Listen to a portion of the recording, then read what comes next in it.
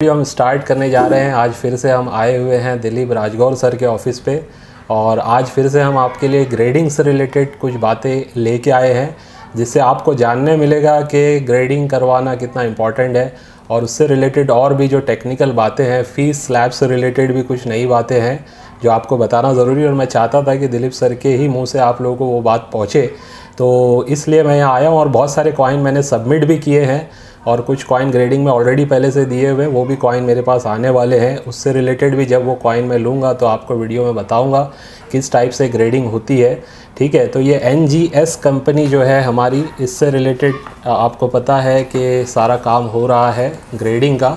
ठीक है, याद रखिए NGS दिलीप राजगौर सर की ये कंपनी है। इससे पहले भी मैंने एक वीडियो में बताया हुआ है।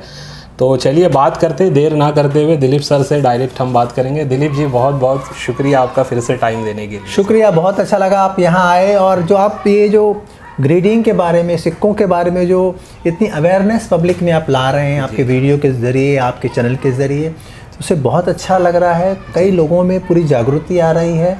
कॉइन कलेक्शंस बढ़ रहे हैं, कलेक्टर्स बढ़ रहे हैं और ये भी हो रहा है कि जो कई लोगों के पास कुछ रेयर सिक्के पड़े हैं, उनको खुद को पता नहीं है, वो एरर में है, रेयर में है, OMS में है, EXPT कॉइन्स हैं, तो वो आपके ज़रिए हमारे पास यहाँ ग्रेडिंग में आते हैं और उससे पता चलता है कि वो कौन से कॉइन्स हैं, क्या वैरायटी है, क्या टाइप है और वो कितने रेयर हैं, वो भी आप लोगों तक पहुँचा रहे हैं। तो बहुत अच्छा काम आप कर रहे हैं, बहुत बहुत शुक्रिया। तो हमारी कोशिश है, सिक्के हैं, डाई वेराइटीज़ हैं, म्यूल्स हैं, OMS हैं, EXPT हैं, पैटर्न्स हैं, ये सारे सब रेयर सिक्कों की कैटेगरी में आते हैं। तो अगर रेयर सिक्कों की कैटेगरी में आते हैं तो उस पर हमें ज़्यादा मेहनत करनी पड़ती है, ज़्यादा बड़े स्कॉलर्स को दिखाना पड़ता है, उनके एक्सपेंसेस भी ज़्यादा रहते हैं, वो भी ज़्यादा चार्ज करते हैं, उनको भी ज़्यादा टाइम देना पड़ता है। और जैसे अगर आपने कहा कि OMS है, तो OMS में हमको ये भी करना पड़ता है कि भाई वो OMS कौन सी मेटल है।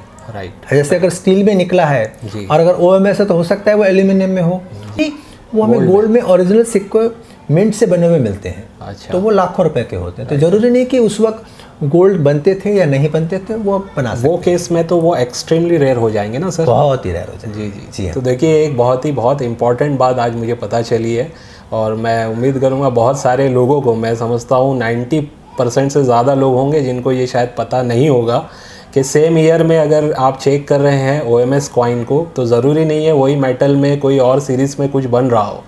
हम वो सिक्के सारे ग्रेड नहीं करते क्योंकि हम ग्रेड करेंगे हमें पैसा मिलेगा, लेकिन आपको फ़ायदा नहीं है। इसलिए हम आपको कहते हैं कि आप सिर्फ वही सिक्के कराइए। आप सारे सिक्के लेके आएंगे तो नुकसान आपका है, फ़ायदा हमारा है, लेकिन आप मत करिए। राइट, तो ग्रेडिंग करवाइए, थोड़ा स्टडी कीजिए, लेकिन उसमें भी कैसा है कि अगर किसी का नहीं समझ में आ रहा है लेकिन फिर भी आप करवाना चाहते हैं तो वो स्पेसिफिक 2, 4, 10 सिक्के आप करवा सकते हैं। जी, हो सकता है उसमें लॉटरी लग जाए किसी की भी, लेकिन बहुत सारा आप दोगे लाके कि ये सब ग्रेडिंग करवाना है तो उसमें कहीं ना कहीं नुकसान हो सकता है। सर ने काफ़ी अच्छी बात बताई, जबकि फ़ायदा सर का ही है कि आप अगर ग्रेडिंग करवाओगे तो फीस तो सर को आपको पे करनी है। तो बहरहाल सर, बहुत बहुत शुक्रिया फिर से हमें टाइम देने का और ये अच्छा नया नॉलेज बताने के लिए, जिससे मुझे भी बहुत कुछ सीखने मिला, हमारे दर्शक जो हैं, व्यूवर्स जो हैं, उनको भी सीखने मिला होगा। तो चलिए सर, आज के वीडियो को बस हम यहीं पे एंड करते हैं, इस उम्मीद से आज के वीडियो से भी आपको कुछ ना कुछ सीखने समझने मिला होगा। Thank you. Thank you ji.